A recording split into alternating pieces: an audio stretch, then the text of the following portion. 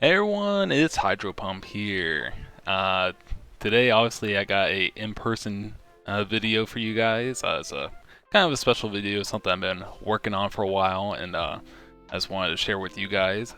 If you can't tell by the thumbnail, I took a deck that you probably have never seen before uh, to a Rivet online tournament, and the tournament had a couple hundred players to start off with. Some technical difficulties went down to like 100, but it's still an 8-round tournament. Um, and this deck I played was Koa'ki Meiru. What the fuck is that? Yeah, you probably never seen a Koa'ki Meiru deck before, because even if you go like searching online, there's just a lot of outdated stuff, nothing real concrete.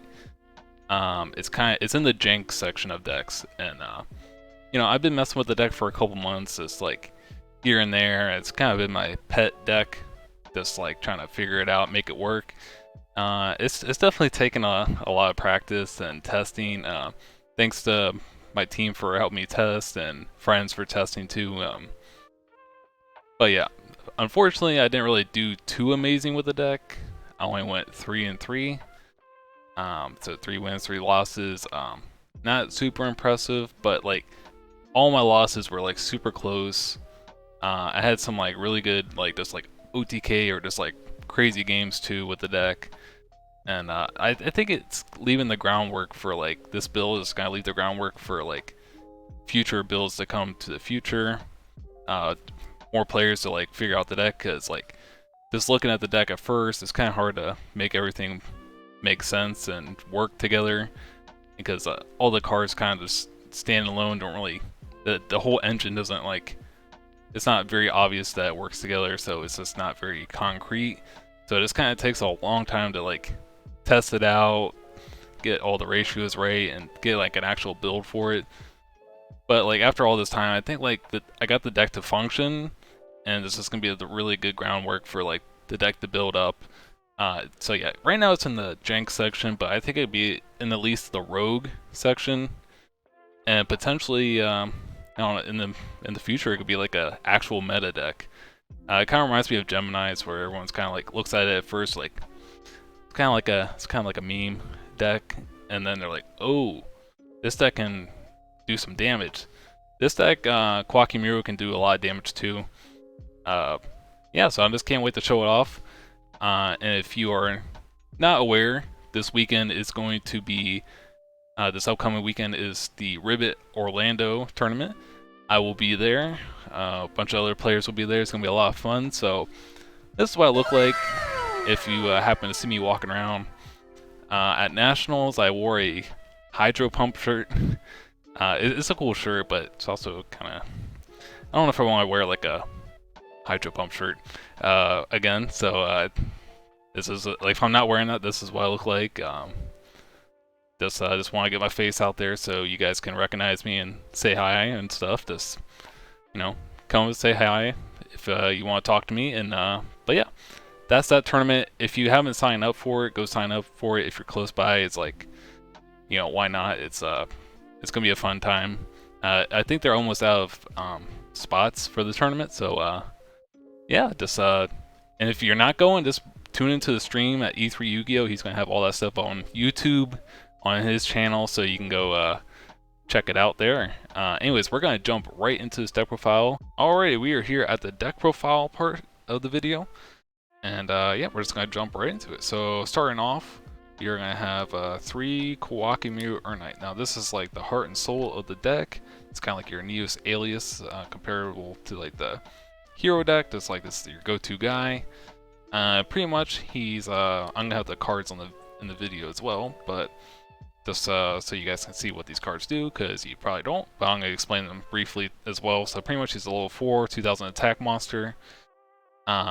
He's a beast warrior, and pretty much his effect is once per turn you can summon a level 4 or lower Koa'ki Meiru monster from your deck, which is pretty crazy for Edison format. Just like once per turn, like if this guy stays on the field for more than one turn, he can just keep on generating pluses, which typically is a little out of control in Edison format. Like if Red Eyes Darkness Metal Dragon or X-Saber Fall Troll just like stick on the field for too long, like they're just gonna keep on pluses, and it's just gonna get a little outrageous.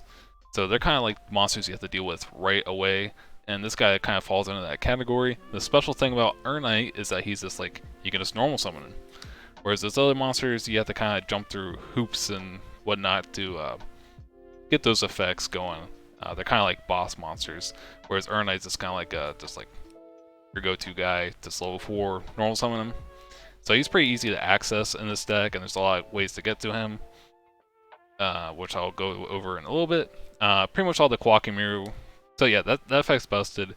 And to make that effect work, you have to kind of work around with like the, I guess, bad part, or like the part that people don't like about Koa'ki Meiru, whereas during the end phase, they all pretty much have this effect, or most of them, whereas like they'll get destroyed unless you send a Iron Core Koa'ki Meiru spell card from your hand to the grave, or you reveal a typically like another same with monster of the like typing. So if you have Urnite on the field, you can reveal another Beast Warrior, such as Urnite, from your hand to prevent him from being destroyed.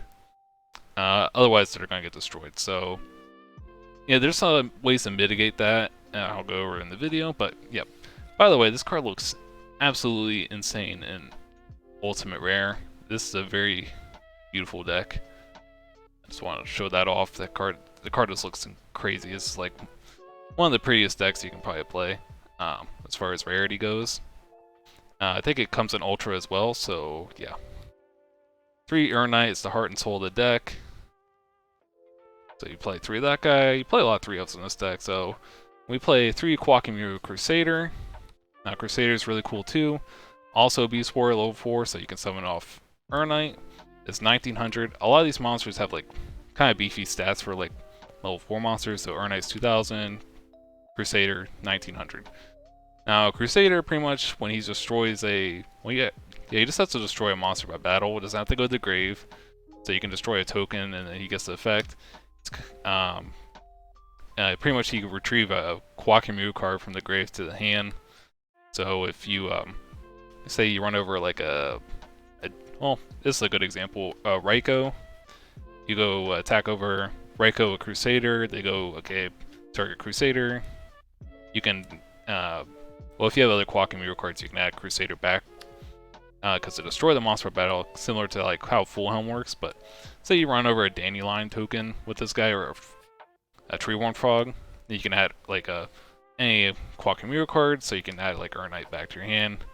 Get going that way, so it's a really good way to recycle, and it's also a Beast Warrior for Urnite. These are the only Beast Warriors to play, so you only play 6. So I think that's good enough. There's like builds out there that play just random Beast Warriors just to fulfill like that effect of having a Beast Warrior, but I think 6 is enough. Obviously there's times where you don't have them together, but there's, yeah, again, ways to work with that. But yeah, Crusader's pretty strong. This beefy guy, he gets over monsters. The typical like summon Stratos, you just crack over that. So yeah, 3 Crusader, pretty strong. And then we play 3 Guardian. Now most of you probably recognize this guy from like the Evil Hero deck, or there's like Rock decks or Monster Mash decks. Guardian's just like really strong. It's like the actual real Doom Caliber Knight from the format, where it's like it's an optional effect to negate a monster effect that happens. So yeah, Guardian's just really strong. Again, 1900. You can reveal a rock at the end phase, which you play more rocks than Guardian. So you play a good amount of Beast Warriors and a good amount of rock monsters in this deck. So yeah, you can go like Urnite, get Guardian, crack over a Hamster, negate Hamster, and then Urnite for 2000. Or stuff like, there's something Guardian against like Monarchs, Frog Monarchs. You can kind of like just like lock them out because they can't summon their Monarchs, obviously, and get the effect because you can, Guardian negate. Kind of have to force them to have something like enemy controller or brain control to, steal the Guardian. Just to make a play, but if you're in a simplified game state, like, Guardian's just gonna be out of control probably. So yeah, this card's just really good. Like, people used to think like Doom Cal was crazy back in the day, or Lad. Like, this guy's like the ultimate monster negate of the format. So yeah, 3 Guardian, pretty strong. And we're just gonna get into like some of the more niche ones. So we play Tornado, Koa'ki Meiru Tornado. Now, this guy is a little smaller. He's 1500 attack, but he's just really good because he's level 4. Pretty much, you can return one Iron Core Koa'ki Meiru with a spell card from your hand to the top of the deck and destroy all special summon monsters your opponent controls. So it's kind of like a Dark Hole Raigeki for your opponent. So it's really good for clearing just like a good comeback card when you just have Urnite. You can go Urnite, get this guy, stack, blow up their field, attack for 35 if all their monsters are special summoned. So it's really good against like a synchro board without like Stardust Dragon. Like your opponent pretty much has to if they're gonna make a board and don't kill you, they have to make like Stardust, otherwise they're gonna be in trouble. So this card is pretty good. I think I blew up like a field of 3 monsters with this. It's also a good out to like dupe block. It's a pretty clean out for that too. So yeah, 1 Tornado. There was times where I in testing you obviously don't want to draw this guy like too much. You'd rather special summon it with a Urnite when you need it. You want to just kind of stay in deck. And I play ways to get him out of the grave as well. You have Crusader and some other methods, but there was times where I actually needed the second one. I don't think playing 2 is right. I think there's can be ways to mitigate to where I don't need 2 of this, but the second one did come up, but I don't think I would want to draw it too often. Now these are kind of like the boss monsters of the deck. Now we play 1 Koa'ki Meiru Maximus. Now this guy's just like bonkers. Again, like the foiling on this guy is crazy. All these cards are kind of like max rarity. All the Koa'ki Meiru cards I have, so it's kind of like the rarities you can get to look forward to. But yeah, Maximus, I think he comes in Ultra as well. But anyways, 3000 attack. He has Blue Eyes White Dragon stats. He's a wind, which is kind of relevant. None of these guys are like lights and darks, which they're kind of meant to beat light and dark monsters. I just haven't really gotten to that part. But pretty much, you can banish 1 Iron Core Koa'ki Meiru with a spell card from your hand to special summon this guy, and he can just once per turn pop a card on your opponent's field. So you can destroy a spell, you can destroy a monster, anything really. So it's really flexible in that sense. It's kind of like a mini Dark Arm Dragon. And then during the end phase, you have to send a Koa'ki Meiru monster or Iron Core from your hand to the grave, otherwise he's destroyed. So you can if you just have random guys in your hand, you can just pitch him away to keep him on field for a turn. And if you can't keep him on field for a turn, there's other ways to use him or get value out of him, which I'll go over. And then potentially you could play 2, but I don't want to draw him too much without the Iron Core or just needing an Iron Core. This guy's really good for game shots because I had a couple times where my opponent used Solemn Judgment, and they just I was just okay, summon this guy, and pretty much get any other monster out, and they're just that's game. So that happened a couple times where just OTK'd them because I baited a Solemn or something like that. So yeah, Maximus is pretty good, and I really enjoy that card. Pretty much if you summon this guy, you're gonna win. And we play 2 Koa'ki Meiru Rooklord. Now this guy is kind of like Celestia of the deck. Pretty much you contribute. He's a level 7, but you can tribute 1 Koa'ki Meiru monster to just tribute summon him. So you can just when he's summoned, you can banish a Koa'ki Meiru card from your grave, target up to 2 cards your opponent has on their field, and destroy them. So it's essentially Celestia for Lightsworn, but in Koa'ki Meiru form, and he has to reveal a warrior. Reveal a warrior monster to stick around in the end phase. But again, if you're just kind of summoning this guy, you're probably gonna win, or he's just good way to clear the field. You could potentially make a case to play 3, but you have to probably go with a slightly different build. And you probably just don't want to see him too much. You probably just have to build around this card a little bit more if you're gonna play 3. But yeah, this guy is also 2800, so he has huge stats for Celestia-like monster. So yeah, pretty good. Like playing Rook Lord. And yeah, this little engine here makes Rook Lord a lot better. So we play 3 Koa'ki Meiru Boulder.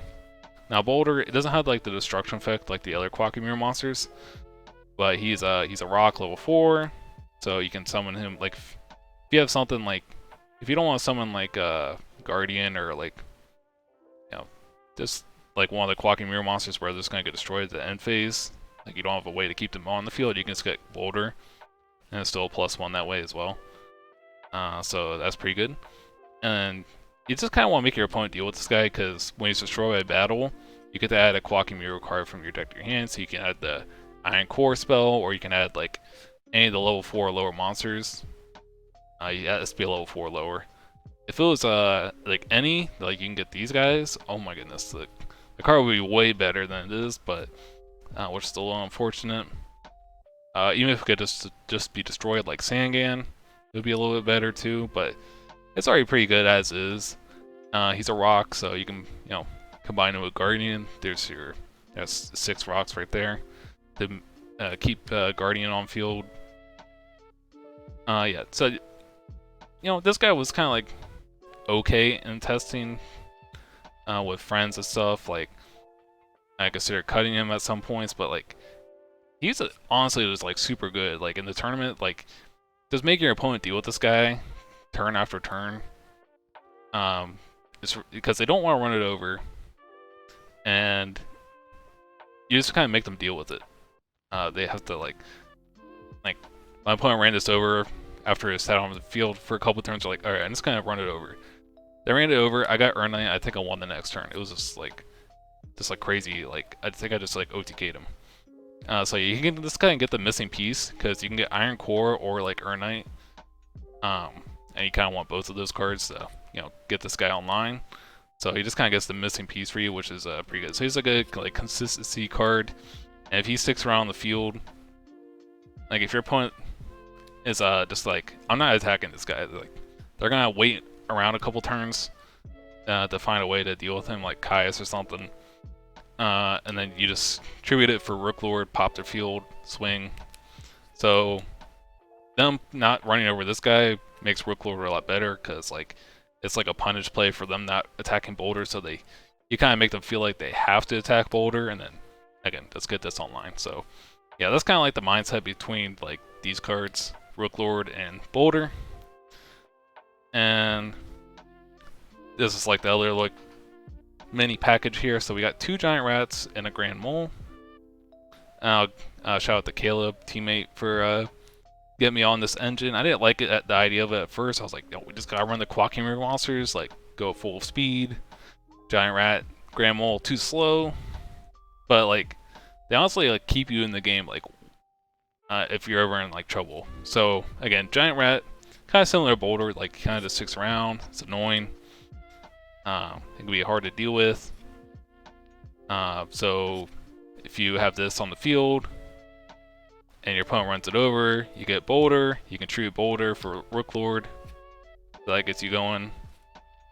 And he's a really good stall card as well, because you can go like giant rat for giant rat, get Boulder. So you can kind of just like walls up your opponent, and when you're in a tight spot at all, like this deck kind of has a like harder time dealing with like large monsters like Synchros or something like that. Catastor, for example, because like obviously Catastor deals with all these guys, and most of the main deck monsters, like sure you can Guardian negate Catastor, but Grand Mole, like Giant Rat gets Grand Mole, so that's really good out for like a lot of the problem monsters that are just like sticking around. So yeah, I kind of wish I played a 3rd Giant Rat. Like the games went a lot smoother when I saw like this part of the engine. Just kind of get the, Giant Rat can get this or this, and this gets the missing piece to the puzzle. So like I was testing 3 Giant Rat recently, but I just went down to 2 just so like, because you don't want to have like a hand of like 2 or 3 Giant Rats, because like sometimes you get like really heavy monster hands, which this deck kind of has to run a lot of monsters. It runs 19, which isn't like super duper high, but like you also want to play spells and traps to back up your engine as well. So like I may consider playing like a 3rd Giant Rat and you can potentially like toolbox a couple other cards. Like there's like the Taru tuner. You can do Taru. It's like it's an Earth tuner pretty much. But it's also Beast Warrior, so it works with your Crusader and Urnite reveals. So there's that. So like, yeah, just like you can play like a couple other toolbox cards with Giant Rat. I'm sure you just like kind of like make space for things. So yeah, potentially play a third Giant Rat. And then when I saw Grand Mole, it was like great. Just like get rid of the problem cards. If you ever like, okay, go turn 1, summon Urnite, get Guardian, and then you just like, your opponent like tries to like set a monster or something, you just Grand Mold them out of the game, pretty much. Yeah, pretty much if this guy sticks around the field for like, if you summon him turn 1, get effect, get a guy, and they don't do anything about it or don't have an answer, like, they just lose on the spot, pretty much. Like, if he gets like, if he resolves twice.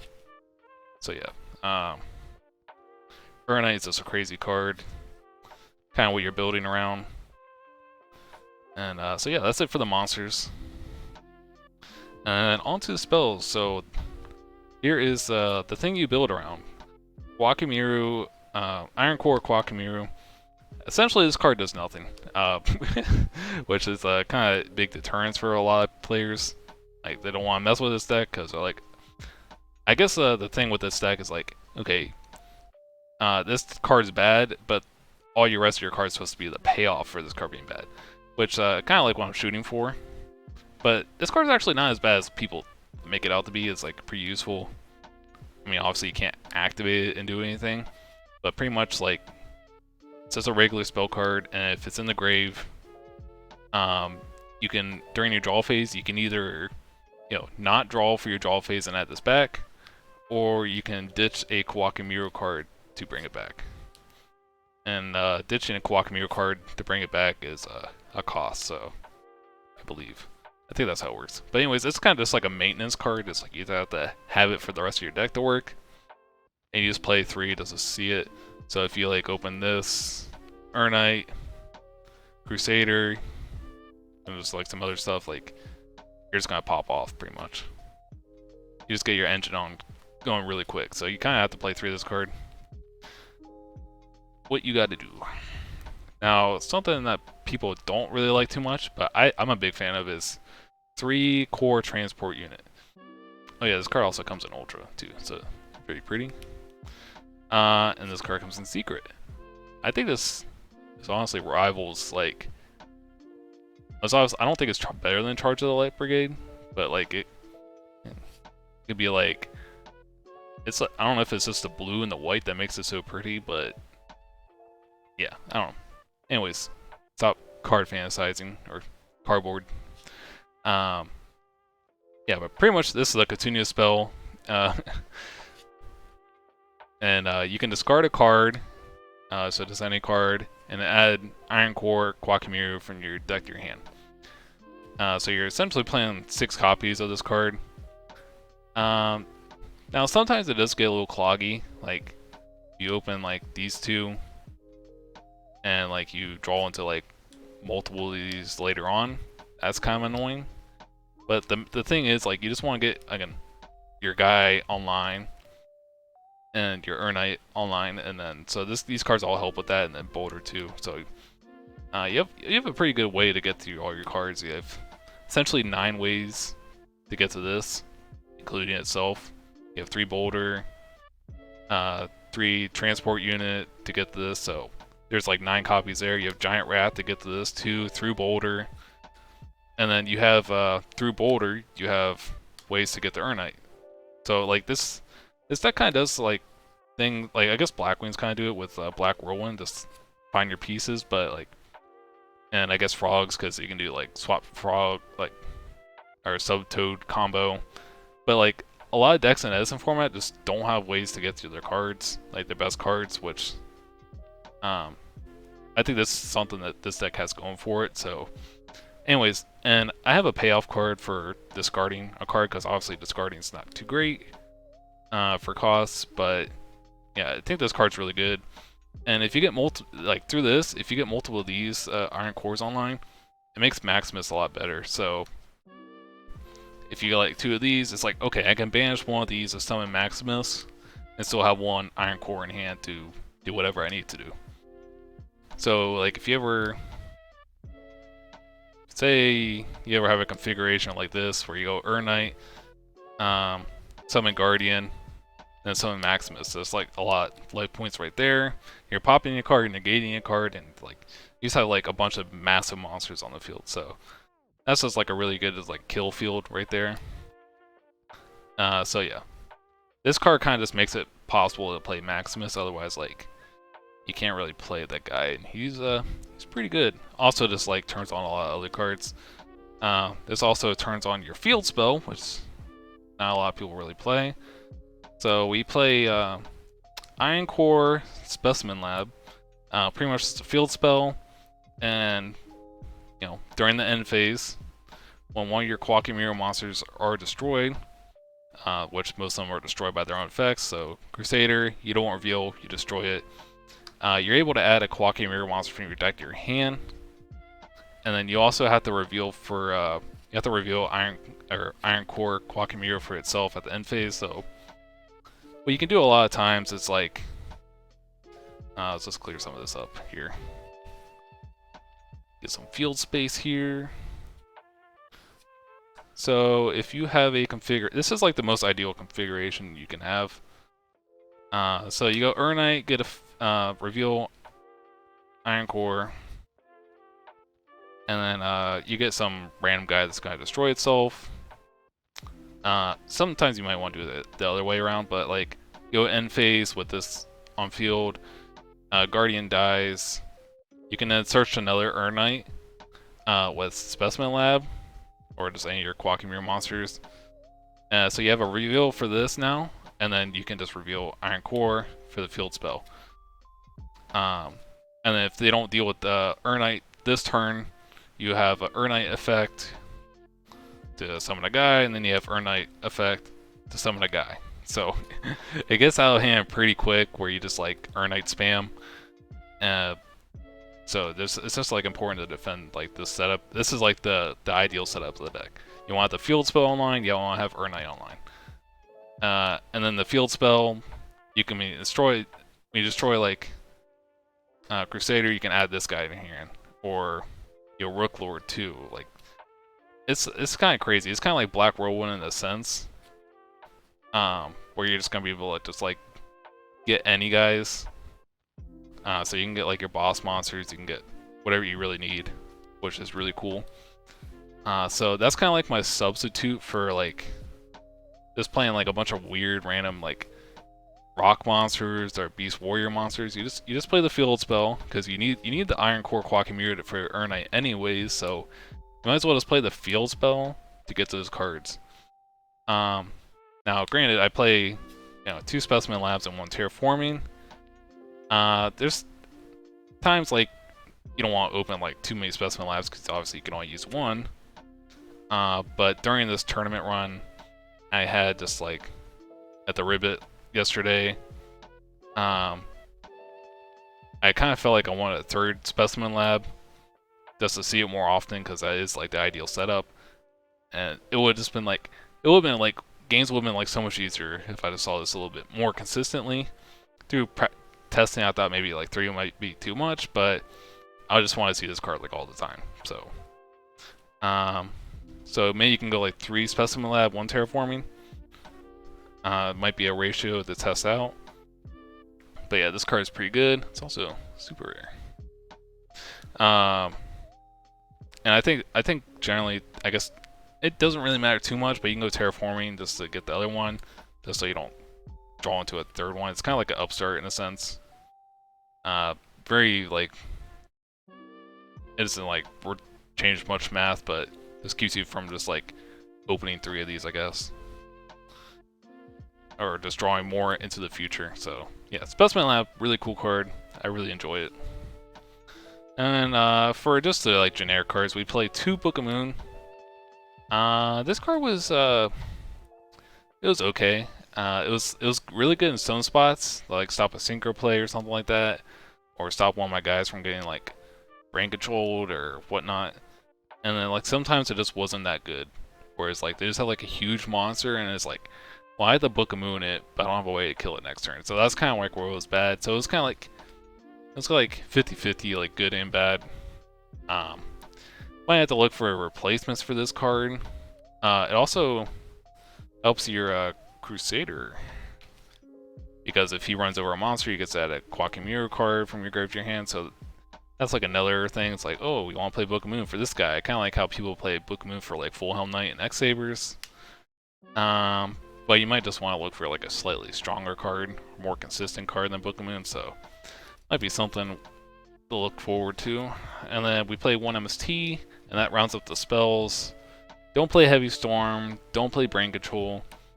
Again, like, if you ever draw a Heavy Storm, like it's pretty much you're only playing it to be good on the first turn, like if your opponent goes first, which people don't commit that much back row anyways, unless they're prepared for Heavy Storm, like Starlight Road, Dark Bribe, whatnot. I guess it's good for baiting Solemn Judgment, but like a lot of times you have this setup where you don't want Heavy Storm yourself. Heavy Storm is pretty good, so like I currently side deck it, and then I don't play Brain Control just because like there's some decks that don't play Brain Control in the format, just because they don't have, like, heroes don't really play Brain Control unless they play Diva. This deck doesn't really have like, a lot of ways to convert off Brain Control. Like, I guess you can treat one of their monsters for Rook Lord, but that's kind of like niche. If you play the Taru with Giant Rat, so if you play like 3 Giant Rat and Taru, it might be a little more relevant because you have a tuner. So you can go like crash into the monster, Brain Control their monster, and synchro with it. So might be something to look into with Brain Control there.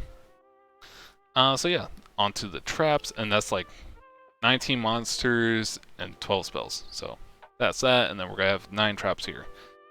So yeah, I think I went a little overboard here, but we went Call the Haunted, which is at 1, and we have 3 core reinforcement, which is essentially like the theme, the Koa'ki Meiru Call the Haunted.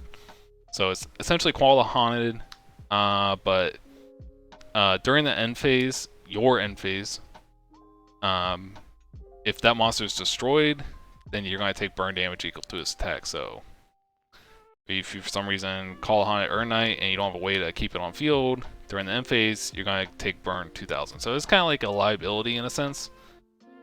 But I was playing 1 Call the Haunted, 2 of this, but last minute I kind of was like, you know, we're just trying to go in on the opponent, and this card's usually kind of good to just like have, just like, because sometimes you're kind of like, just, you know, playing. It's kind of hard to like out what they got, and this card just can just like wreck the opponent. It's also worth noting. So yeah, if you can like, just like, if they somehow deal with Earn Knight, it's a good way to like, okay, get Earn Knight back again, get back online. Let's go in. But it's also worth noting, if you summon Maximus by its effect, and he's like sent to the grave, so similar to Chaos Sorcerer, even though like if you read the text, like it doesn't read that way, you can Call the Haunted it back. It didn't come with this tournament. Maybe if you play 2 of this, you can force that play a little bit more, where it's like, okay, Maximus destroyed. Like a lot of times, like you'll have 2 Iron Cores in the field spell. You banish the 1, summon Maximus. You go pops onto a Maximus, poke, end phase, destroy Maximus, search for lab, get like Earn Knight or whatever you need, and then you have this for real for next turn too. And then you could do like a Call the Haunted play here. But that's, you kind of have to have like everything going on at that point. So I think a little bit more consistent would be like just the 2 and 1 here rather than the 3 and 1. So maybe you just replace like one of these with the Giant Rat just to get the, because there was a couple times where I drew like a couple of these early on, and I didn't have Giant Rat or Guardian, or Boulder I meant, Giant Rat or Boulder to get things going. But these cards, like if you have like Boulder going, there's a lot of times where it's like, okay, they finally like fessed up, they're like, kill the Boulder. So Boulder search, Swing, okay, activate this, get Boulder back. And then they're like, well, I have to kill it again, and then you just kind of go off the next turn. So, yep, cards were solid. I usually side one of these out a lot, so it's kind of like that. So that's like 4 column Haunted essentially. Most of this is staple traps, Trap Dust Shoot, Mirror Force, Torrential. I was on Mirror Force just because you can keep your Urnite alive, so you can just. This is pretty like comfy feeling. You have like Guardian, this Mirror Force. They make a Stardust Dragon or something. They swing. You know, you can just Mirror Force. I wasn't playing Torrential or Trap Dust Shoot for a long time, but again, your opponent makes a huge field. You go Core Reinforcement on your Guardian, activate Torrential, and if they have Stardust, you just negate Stardust. So that's kind of a cool play. I guess like a little side note real quick. If you happen to have that play, and you have the Specimen Lab up, you can go like Core Reinforcement, get Guardian, or pretty much any Koa'ki Meiru monster, and then you Torrential. So this is destroyed, and this only burns you on your end phase, not your opponent's end phase. So you do this on your opponent's end phase, so you don't take the burn damage. Well, you're also searching on your opponent's end phase, and then you get the lab search because you get to search for any end phase. Same thing if they, you know, obviously against Koa'ki Meiru monsters like Drago. If you play against a Dragon deck, you brain control their Drago, and then you just let it die. If you have lab up, they can't really do that. So say they brain control Urnite, they take it, they swing with it. They let it die at the end phase rather than giving it back to you, and then you get to search for Specimen Lab. Because so you get to search for the Koa'ki Meiru card like in your possession or the owner. So you're the owner, so yeah, you get to search there. So it's just kind of like a niche way to like abuse Specimen Lab. But yeah, these cards, I just kind of felt like these were too good not to play. Obviously you want to focus on, this deck has like a massive engine, which I think people kind of get scared of playing massive engines, because they're kind of hard to like, they can be clunky sometimes, and just like hard to configure. This deck was kind of really hard to configure, but like, probably once you look at this, you're like, oh, it kind of like makes a little more sense, like how to build the deck. The idea is there, the groundwork's there, but just kind of like looking at it, like there's like a lot of Koa'ki Meiru and Iron Core cards, so it's kind of hard to like make them all work together. So you kind of just want to maximize the engine as much as possible to make everything work, but at some point you have to kind of like fit your staples in there to. They're kind of just like too good to like not play, so that's why I'm like in consideration of playing like Heavy Storm, Brain Control potentially. But yeah, these cards were pretty good. Trap Dust Shoot, I saw this against one opponent twice. I like went first, Trap Dust Shoot him, and he had like the perfect hand to stop what I'm doing. I'm like, are you kidding me? Like, it was a little annoying. So yeah, but Torrential was really good because people just kind of like go ham. Like if they, it's kind of funny if you have like Giant Rat or Boulder, they just kind of like go crazy and just like do everything out of their power to like get around these guys. Like they try to like go like Dark End or Brionic play, and then you just like Torrential. And so yeah, those cards were all pretty good. And we played one Solemn Judgment, obviously, and then one Iron Core Luster. And pretty much what this is a counter trap, and when your opponent activates a spell or a trap card, so not monster effects, sadly, it's not Inferni Barrier. So it only stops spells and traps. So essentially like Dark Bribe, but you have to reveal a Iron Core to negate. That's kind of like the thing. I was playing 2 of this for like a really long time in my testing, but there was just like a lot of times where it just like started getting a little clunky. Something like it really sucks seeing this card without this card. And if you stack that on top of having the labs without this card, it's kind of like, okay, I really need this card really bad. So I kind of stuck with the one, and then this card in multiples, like it's okay, but not great. It's not necessary for your engine to go, but it's like kind of like a Nice card to force plays through. Something to note about it. If you summon Urnite and go like priority effect, reveal this, and your opponent goes Oppression, you can't activate Iron Core Luster attempting to reveal the same Iron Core Koa'ki Meiru, as far as I know. That's how it's ruled on edisonformat.com and I guess other places, but I guess like you can't have like, you would think like the reveal part is just not throughout the whole chain, but it's like essentially like taking the card out of your hand.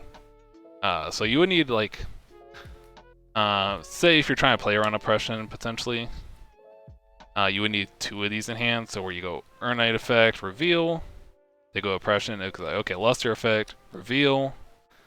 So that's something worth noting. So that's like another reason why I didn't want to play 2 Luster, just because like there's this like a little, there's like some times where it's like, okay, you get in like some sticky situation where it's like, okay, well, I need to summon Maximus I summon Maximus by banishing this, but I also want to keep this to keep Iron Core Luster on the field like live, or I need to keep this guy on the field to ditch this, and then Luster effect. So it's just like it was a little high maintenance to keep around, so I decided just to play the 1, and the 1 was good, so I was happy with it. So yeah, that's kind of like the main deck. There's like slight things to improve upon it. Might be like, and there's like other builds of the deck you can do too. So yeah, this is kind of like the base, like pure Koa'ki Meiru. I have like other list ideas as well. I can share with you guys that I've done through testing to see if they work any better. But I kind of like the pure build. As for sideboard, we have 3 Koa'ki Meiru Drago. So this is where he appears. I considered early on have him in the main, but it was a little repetitive. Like, majority of the time he's doing the same thing Guardian does. So when you bring Drago in, you kind of just bring him in against the decks that really hurts Lights and Darks. So you can bring him against like Lightsworn, Fairy, Vayu, Dragons. There's a lot of good decks that this is Drago's obviously good against. It's kind of makes Dragons good. Dragon Turbo lets them OTK, so like Drago's just kind of like a crazy card.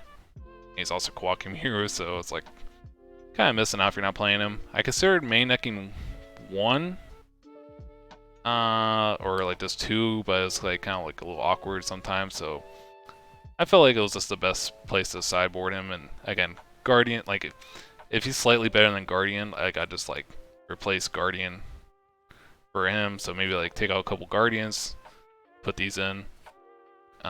There's like other things you can side out too. So yeah, 3 Drago seemed like a good spot to have him at in the list. And then to pair with the Drago, you kind of just need to fuel the Dragos to reveal. So I sided a second Maximus. Not entirely sure if this is 100% right, but having the second Maximus is like another dragon reveal. So it just like more likely keeps your Dragos live, and it just like Maximus just lets you get like more aggressive. So you might be able to take like a couple of Rogue Lords out to bring in this boss monster. So that was kind of like the thought process there. So that was like one way to side, and this guy like more utility. I was main decking this guy at some point, but decided he's kind of not too great to draw in this particular build. So this is Power Hand. He's a machine, 2100, so same stats as Cyber Dragon, and pretty much if he battles a light or dark monster, he can negate their effect on the field. So this comes in handy against like Reiko. You just negate Reiko effect. You can kill Spirit Reaper, like Spirit Reaper's just like negated, no effect. Just like little things like that. And he's just big, so if you can bring him in against Blackwings or Vayu just to like beat over Sirocco potentially, and if your opponent's gonna be siding if your opponent's siding Cyber Dragons by chance, they're probably gonna get owned. So you can go like, to summon Urnite, get Power Hand, Contact Fuse. You can Contact Fuse into Chimera Tech with their Cyber Dragon, and then like you just have 4,000 on the field, so you suck up their monster. Searchable monster, pretty much. So yeah, Power Hand's pretty good. And his destruction effect, you would think he requires a machine in hand for reveal. He just requires a normal trap. So you would think this guy's a little easier maintained, but like in this build, you don't play a lot of normal traps.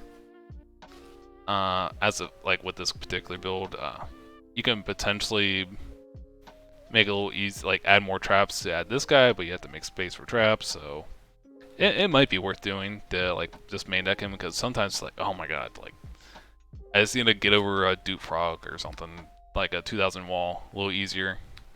Like if I just had Power Hand here, like I could just like get through this a little easier. But yeah, one Power Hand in the side, I thought was enough. Just like utility, you don't really want to open them too much, so it's just like a utility monster there. And then we have Heavy Storm, so this is the Heavy Storm on the side, and we sided 3 Trap Stun. Now, this deck's a little weak to Oppression, as you can see, like Urnite. You have 4 Call of Haunteds. So you kind of have to like side to compensate that, so I think it's like Vayu or, Blackwings, like, they're like the biggest Oppression decks of the format, so like, you can just like bring in Trap Stun and own that strat. It could already be face up, or they're activating it. You can just Trap Stun them. And then they're locked into their own Trap Stun. You could do Dust Tornadoes as well, just to deal with like Black Whirlwind, but this deals with like Bottom's Trap Hole, Mirror Force, Torrential, so it deals with like all those problematic cards where it's like you have like this board presence, and you have to go in with the swing in into like 3 back row, they activate Mirror Force, use Trap Stun them, and that usually does it. It was actually pretty good this weekend. I enjoyed Trap Stun, and Heavy Storm was good when I saw it a little bit too. Obviously, not gonna see it too much when you're only side decking it, but it came in handy. I think it baited like a Solemn Judgment, so yep, that was pretty nice. So we side those cards, and I don't have 3 of this, but 3 Fossil Dino.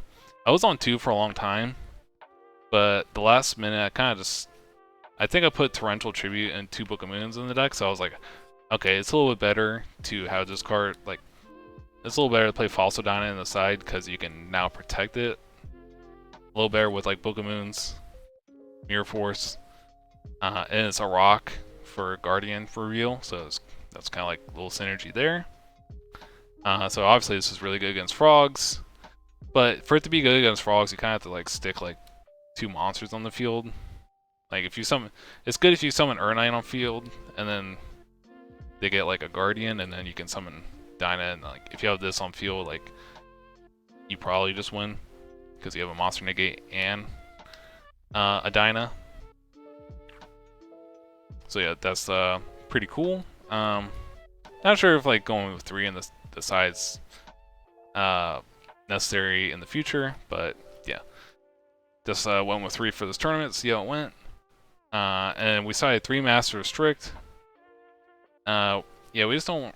So like, if you have Urnite Guardian, this gets outed pretty easily against like Brain Control or Econ. Just take the Guardian, and they can just do what they want. But if you have Master Strict with Guardian, then they like really can't do anything, because they can't Tribute Summon, and they can't like Unifrog or whatever methods they have to like get rid of your Master Strict. So it's kind of like a little nice combo there. And then if they have like their spell and trap removal, you have Solemn Judgment and Luster. This was a little bit more effective when I had 2 Luster in the main deck, because like, okay, I have 3 negates to stop Mass or Econ. But I think it's still effective. I didn't play against any frogs, so I didn't have any matches where I sided Fossil Dino or Mask, so I was kind of like 6 cards out my side deck. I did some testing with some friends, and frogs, like, initial testing frogs was kind of rough, but then I changed the list up some, and then frogs was a little easier. Then we got like a bunch of cards that you can potentially play. So again, I mentioned the third Specimen Lab. I mentioned the third Giant Rat. I mentioned the second Luster. These were all things like I had in the list recently that I just kind of changed. The second, I think Morphing Jar can be decent in this deck. You just have to protect it for a turn and make sure it goes off on your turn. Or, like, you preferably want to have protection when you play Morphing Jar, just so it goes off on your turn and not your opponent's turn. It's a rock, so, I mean, it works there. And this deck, like, kind of, again, huge engine, so you kind of, like, need a lot of cards to pop off. So it can be nice for that, but also your opponent's drawing a lot of cards too, so that's just like... I feel like Morphing Jar you have to kind of build around or be prepared for a little bit to have. It's nicer in like the back row decks like Heroes or, you know, potentially Blackwing because one, they're not prepared for it, and two, like you have stuff like Deep Prisons, Bottomless, a lot of that stuff to protect the Morphing Jar until it gets over to your turn. So yeah, Jar's something you can like side deck or main deck. You could potentially main deck Bottomless, which makes your Urnite stick around a little bit more, which this definitely would have been nice during the tournament a couple times. And I mean, you can potentially use Power Hand a little bit more effectively with Bottomless, just more normal traps. So you can potentially play those. Potentially play Ultimate Offering is something I briefly messed around with. Ultimate Offering is just kind of good with like the rogue decks, just so you can just spam the field really good. Like your opponent runs over a boulder, you can go Ultimate Offering, summon whatever, so you can go like Ultimate Offering, get Guardian, summon Guardian, then activate, like, you can just have Guardian Mirror Force there, which is pretty good. Or Guardian Torrential if they have Stardust, so kind of like the Torrential play from before, just like it's a good way to summon out the Guardian. And then you just have Giant Rats and Boulders, so it's just pretty solid there. You can summon Rook Lord on your opponent's turn, and you have Ultimate Offering, which is cool, where you can summon guys, summon Rook Lord, blow up the field. And it's just a good way to get multiple guys out of the hand, so like, you can throw Urnite at them, you can, throw a Crusader at them, it does like overwhelm them really quick. Again, it was like times where it was good, times where it's not so good, so like, it's probably a little bit more effective in the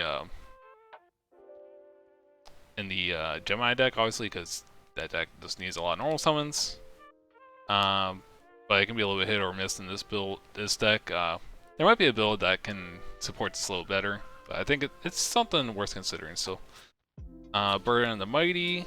There's like a card called Koa'ki Meiru Ice where it's kind of like Power Hand, where you just requires continuous spells in hand to stay alive. So you can like play this and like Prohibition as cards as continuous spells, so you can maybe have a build like that instead of playing like Tornado. With Ice, you need to discard any card to, pop a special summon monster, and it's 1900. But it has the end-phase condition of having a continuous spell in hand, so I still think Tornado is a little bit better just because it can clear multiple monsters at once, but Ice can be decent too. There's times where you actually want the monster to be destroyed for, like, Specimen Lab, for instance. And there's a build where you play like stuff like Trade-In and Core Compression and multiple Maximus, just like, it's like a really turbo build where you can play multiple of this. It's a level 8, so you play that, Gear Dragon, and you play like a fuel spill package like Gear Town, Specimen Lab. You get the Specimen Lab a lot quicker. I was actually testing a deck briefly before Rivet, considering it. So yeah, there's like, that'll be a completely different build. I also tested this with this build as well, because you can abuse the Call of Haunted cards a little bit better, just like. But I didn't really like how like reliant you had to be on getting this to your hand, so just like trying to limit the amount of dead cards for not having Iron Core in your hand. So this card, Core Compression, you ditch a monster, so it's kind of like D-draw, but you have to have the Iron Core in your hand, so it's like a little bit harder to resolve. So yeah, those are like just some consideration cards, and honestly, the extra deck, does Chimera Tech. You can play like a couple copies of this. And again, if you play some tuner, Ram tuner, or like brain control, you can obviously play more synchros and stuff, but power hand, get into this is a pretty decent play. Because your opponent's probably going to bring in Cyber Dragons if they have it. Which, I'm sure they don't know about power hand, so I'm not sure how long they're going to keep on doing that, because, I mean, Cyber Dragon's good for beating over your guys, like 2,000 or 1,900 guys, but then you just bring this out and then they're going to lose it. So, yeah. That's the Koa'ki Meiru deck that I have for you today. Again, I think this deck is a lot better than people give it credit for. I think this build is just gonna be like, a good foundation for people like to have like a build going forward. Again, it's kind of like a complicated deck to put together, but like once you put it together in a 40 here, like similar to this one, I think it's gonna be like a good starting point for people to like just be creative with the deck and test new things, and for it to be good. I think it's probably on the at least the par of like Rogue, like maybe like Amaryllis or the Gemini deck. Like it just has like really good potential to do something. It plays kind of similar to Gladiator Beast, where you're just kind of like putting these guys out there, and then you have negates, and they can just destroy a lot of stuff on the field. Or kind of similar to that. You just don't have to wait for your whole battle phase. You can just like, get a negate there, off Guardian, or recycle things. So it might even be better than Gladiator Beast. I think it actually might be. But yeah, it's a good rogue deck. It might even be meta someday. I'm not sure. We'll just have to see how it goes. But it was really fun to dive into like the unknown decks. Because like, a couple years ago I brought Dragon Turbo for my first Edison tournament online. And, that was actually my first tournament playing Dragon Turbo. I had no idea how it was going to do or anything. I had, no expectations really, and it just kind of popped off and went crazy. I wasn't even planning on playing that deck for the tournament, and then I was like, my friend convinced me to play it, so I was like, oh, sure. It's my homebrew, I'll test it out, and it was pretty good. And if you look now, it's a pretty good meta contender deck. So, who knows? Maybe this might be something in the future. But I just want to introduce the deck to you guys, and just like let you know my face if you're happen to go to the Orlando Rivet tournament this weekend. So yeah, thanks for watching, everyone, and I'll catch you guys later.